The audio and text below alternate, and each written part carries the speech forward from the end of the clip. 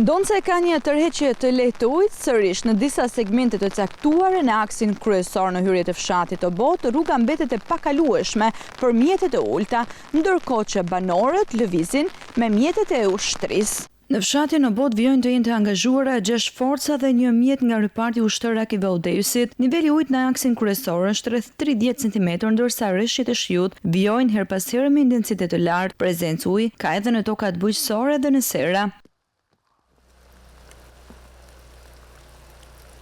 Për banorët e zonës, kjo situatë është rezultati i shkarkimeve, ndërsa izolimi i tyre krijon vështirësi pasi u duhet të presin mjetin e ushtrisë sa herë ka nevojë të dalin nga fshati.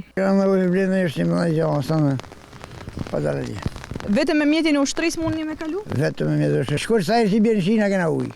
Bllokat rruga, ka shtëpi kena pak nuk i kena në përveç. Unë për vetin mas shtëpisë as të mushin më. Nuk kena të përmitur nga shinat, po jena nga hidrocentralet. Dhe i buxhet mas nuk kena si familjar të me i tasera mërna, më janë mytë jongjë, më janë mytë gruni. Nivelet e ujit në pikat monitoruese janë në kuotat kritike. Gjatë 24 orëve të fundit janë regjistruar rreth 25 mm rreshje shiu. Infrastruktura e kullimit dhe mbrojtjes nga përmbytjet paraqitet funksionale dhe pa probleme, ndërkohë që rreshjet e shiut vijojnë ende.